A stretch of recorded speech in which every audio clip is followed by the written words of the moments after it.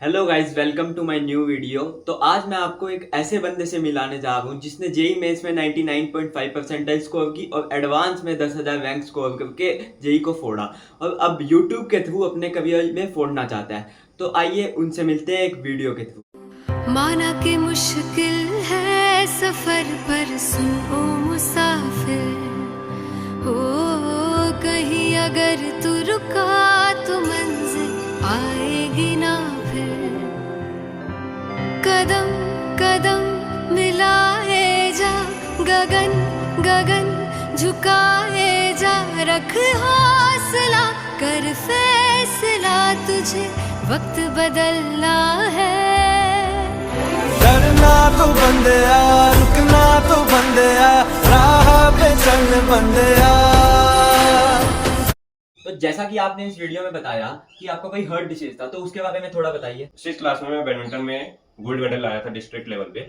तो उसके बाद क्या हुआ कि अचानक से 10-15 दिन बाद उल्टियाँ शुरू हो गई, खूब बॉडी पेन और समस्या हो रही थी। तो फिर फादर रेलवे में है, तो उन्होंने रेलवे हॉस्पिटल ले गए। फिर वहाँ पे डायग्नोसिस हुआ कि आपको हार्ट प्रॉब्लम है। तो जैसे कि आपने दिखाया कि 12th में ही आपके 99.25 परसेंटाइल आ गई थी, तो इतना सब कुछ आपके होने के बाद आप में क्या मोटिवेशन थी कि ड्रॉप लिया जाए? जब मेरे को ये प्रॉब्लम हुई तो फिर क्या कहते हैं, एक संत के पास हम लोग गए थे। उन्होंने सलाह दी थी कि बेटा तू महामृत्युंजय मंत्र जपा कर रोज 108 बार। तो one of the source of motivation मैं कह सकता हूँ कि वो था मेरा, कि मैं रोज वो आज भी शाम को रोज जपता हूँ उसको। तो क्या कहते हैं, वो काफी स्ट्रेंथ देता है। तो आजकल के बच्चों को भी मेरे हिसाब से ये करना चाहिए। मोटिवेशन तो मतलब वीडियोज में ढूंढने की बजाय थोड़ा सा आध्यात्मिक होके ढूंढोगे तो ज्यादा अच्छा मिलेगा, और मोटिवेशन के साथ साथ स्ट्रेंथ भी मिलेगी और काफी कुछ करने की शक्ति मिलेगी। मंत्र, ये वाले मंत्र ने तो मैं कहूंगा कि मेरे को काफी शक्ति दी। बिल्कुल सही कह रहे हो आप। आजकल के बच्चे डिस्ट्रैक्ट होते रहते हैं, यूट्यूब पे मोटिवेशन ढूंढते हैं, लेकिन अगर ऐसी चीजें भक्ति भावना में थोड़ा सा जाएंगे तो और ज्यादा उनको फायदा होगा।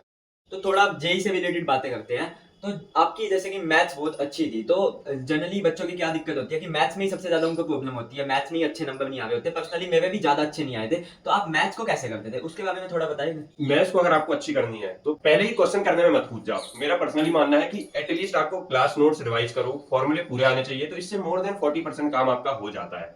और जेई की तैयारी के दौरान आपके पास टाइम बहुत कम रहता है, बहुत कम। 2 साल भी कम पड़ते हैं, 3 साल भी कम पड़ते हैं, और अब तो 3 महीने बचे हैं। तो मैथ्स में तो ऐसा है कि अगर कोई क्वेश्चन लग रहा है ना कि ये नहीं बनेगा अपने से, तो तुरंत उसका सॉल्यूशन देख लो। इतना ज्यादा परेशान होने की जरूरत नहीं है। सिलेबस जेई मेंस के लिए तो एटलीस्ट ज्यादा होना चाहिए, और प्रैक्टिस एक लिमिटेड ही करो। इतनी भी ज्यादा प्रैक्टिस की जरूरत नहीं है। फॉर्मूले पूरे याद रहे, क्लास नोट्स में कराए हुए क्वेश्चंस हमेशा याद रहने चाहिए, और उसके बाद एक लिमिटेड सोर्स ऑफ क्वेश्चंस लगा लो।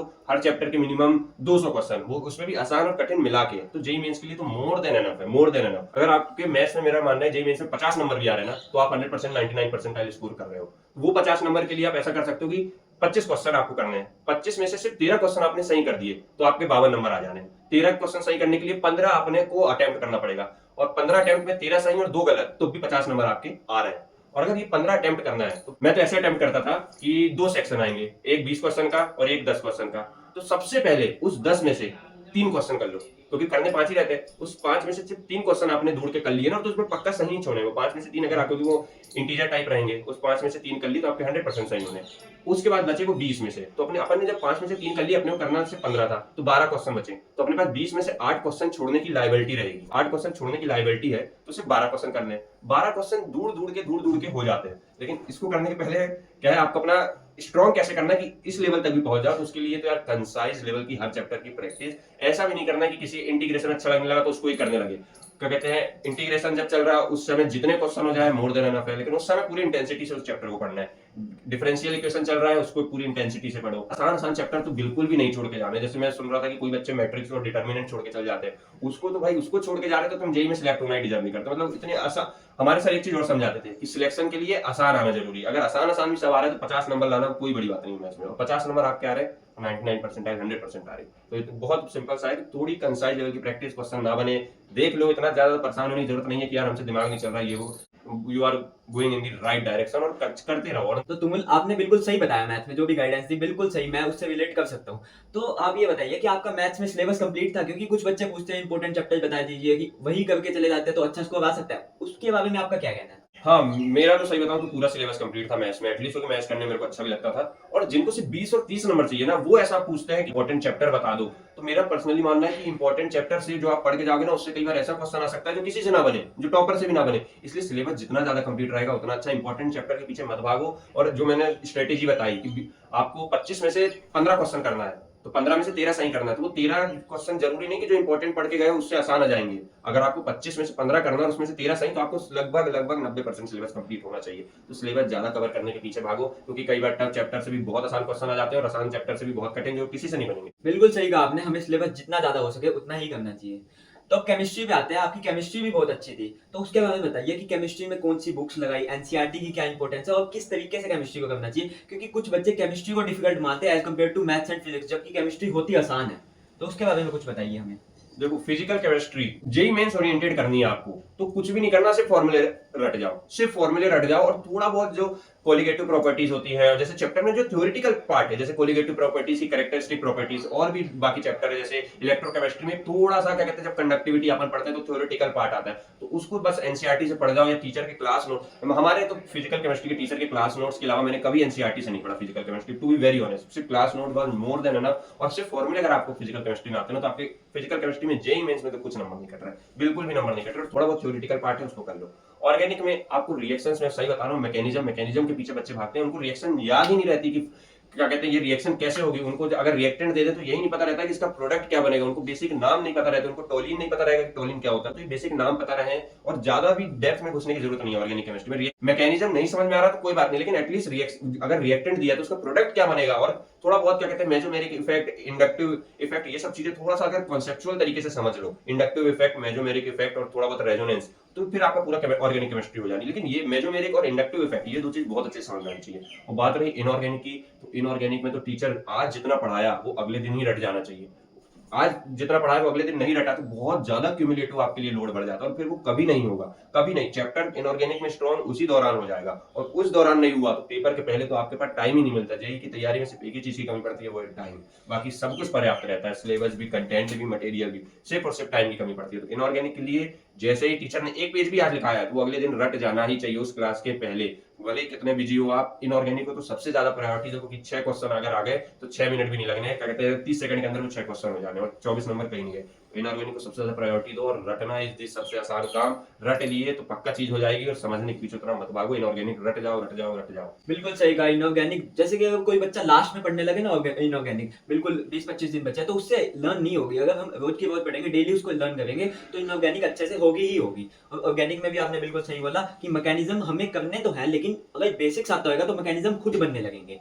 और फिजिकल का बिल्कुल सही बोला, एनसीईआरटी फिजिकल में लगाने की बिल्कुल भी इतनी जरूरत नहीं है, लेकिन इनऑर्गेनिक ऑर्गेनिक में तुम अच्छे से लगाओ। अब फिजिक्स की बात करते हैं। फिजिक्स में आपके एडवांस में कम नंबर आए थे, तो उसका कुछ रीजन बताइए। आपकी प्रॉब्लम्स क्या थी, क्या हुआ था आपके साथ कि फिजिक्स में अच्छे नहीं आ पाए? फिजिक्स में सबसे बड़ी समस्या क्या हुई थी कि फिजिक्स में मैं 11th में जो मैकेनिक्स आती है, तो उसमें मैं फालतू में, मेरे को अभी समझ में आता है कि मैं बुक्स लगाने लगा, और क्या कहते हैं मैकेनिक्स मेरे को एक डिसेंट लेवल की बन जाती थी, और उसी समय मैं लगाने लगा, जिससे मेरा कॉन्फिडेंस तोड़ दी फिजिक्स में कि फिजिक्स बहुत कठिन है। और जब मैं 12th में आया और जब पेपर ओरिएंटेड तैयारी करी तो देखा तो मैकेनिक्स का तो उतना ज्यादा वेटेज ही नहीं है। सिर्फ एक क्वेश्चन आना है रिजिड बॉडी डायग्राम से, मान लो 3 क्वेश्चन भी आना है, तो एडवांस अगर आप 3 क्वेश्चन छोड़ दे रहे हो तो कुछ भी नहीं छोड़ रहे हो। तो बस उस चक्कर में मैंने क्या फिजिक्स को ज्यादा टाइम दे दिया, और एक मेंटली बैक फुट पे चले गया कि फिजिक्स कठिन है। बिल्कुल सही कहा आपने, और अच्छी गाइडेंस दी जो बच्चों को, जो बच्चे थोड़े भटके से हो या वीडियोस देखते रहते हैं कि कैसे करना चाहिए, क्या करना चाहिए, उनको थोड़ी डायरेक्शन मिल गई होगी इस वीडियो से।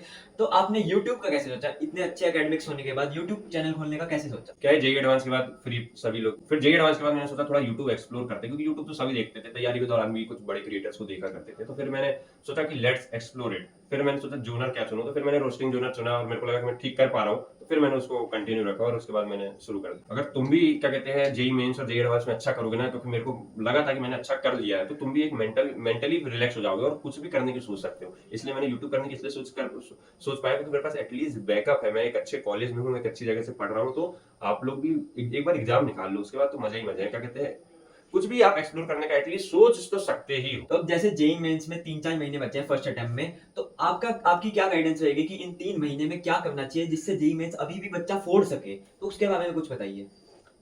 अगर जेईई मेंस में 99 परसेंटाइल लाना है तो उतना बड़ा टास्क नहीं है, मैं जनरल बता रहा हूँ, नहीं है। ऐसा नहीं सोचना कि हम लोगों ने निकाल लिए या करके बैठे इसलिए आज ज्ञान दे रहे हैं, बिल्कुल नहीं है। आप लोगों को क्या करना है, जेईई मेंस में मानता हूँ कि चलो एक मोटा मोटा चीज लेके चलते हो, तुम्हारे लिए और कम टाइम बचा रहा हूँ मैं, 1 जनवरी को जेईई मेंस है तुम्हारा, तो मिनिमम अगर आपका एक क्या कहते हैं 1 दिसंबर तक ना 80% सिलेबस कंप्लीशन के पीछे भागो, 80% सिलेबस कंप्लीशन के पीछे अगर आपका हो गया भागने के चक्कर में, तो आप फिर और 1 महीने पेपर ओरिएंटेड तैयारी करो। पेपर ओरिएंटेड जब तैयारी करोगे तो आपको समझ में आएगा कि किसका वेटेज है, किसका वेटेज नहीं है, क्या चीज अपन ने 80% में फालतू में पढ़ के रखेंगे, लेकिन 80% उस समय तक ना करो, मैक्सिमम सिलेबस कंप्लीशन के पीछे भागो, और सब सब्जेक्ट में, ऐसा नहीं किसी एक को पकड़ लिया और पढ़ते गए। अभी का टाइम है तुम्हारा सिलेबस कंप्लीट करना, सिलेबस कंप्लीट कर लो 1 दिसंबर के पहले, और उसके बाद आप सिलेबस कंप्लीट कर लोगे तो 10 दिन लगेगा रिवाइज करने में, और रिवीजन डेली रखो। और पेपर ओरिएंटेड तैयारी करने क्या होता है कि आप प्रीवियस ईयर पेपर को ना पूरा सेट पकड़ो और सबको एक बार लगाओ, पूरा 2021 का एक सेट लगाए, और जो प्रीवियस ईयर पेपर होंगे, जैसे अभी आप लोग 2025 का दोगे तो 2024 के एक भी क्वेश्चन मत लगाओ,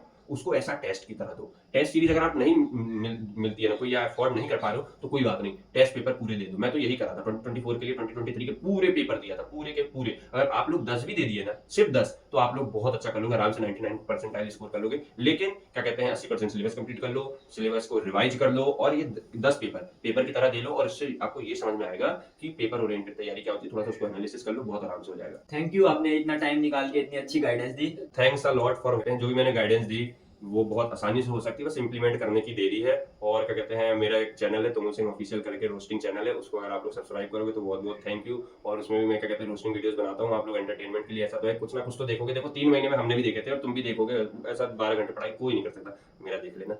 थोड़ा सा ठीक कंटेंट लगे तो क्या कहते हैं, और ना भी लगे तो कमेंट सेक्शन में बताना कि क्या इंप्रूवमेंट की जरूरत है, तो मैं भी इंप्रूव करूंगा। मैं भी ऐसा तो है नहीं कैरी मिनाटी बन गया हूं या ट्रिगर्ड इंसान जो बिल्कुल, स्टिल मैं कोशिश कर रहा हूँ कि और अच्छा करूँ। तो तुम लोग कमेंट सेक्शन में आके गाइडेंस देना, तुमुल सिंह ऑफिशियल करके है, मैं सर्च करोगे यूट्यूब में तब भी आ जाएगा, और मैं तुमको एक वीडियो में क्या कहते हैं वीडियो के साइड में कहीं लिंक डाल दूंगा, तुम लोग उसको आके सब्सक्राइब कर देना, वीडियोस देखना। और भी कोई अगर गाइडेंस चाहिए रहे, सलाह चाहिए रहे, तो फिर क्या कहते हैं फिर से एक पॉडकास्ट तुम्हारे लिए कर देंगे। 3-4 महीने हैं तो टेंशन ना लो, भी और करेंगे पॉडकास्ट, पक्का करेंगे।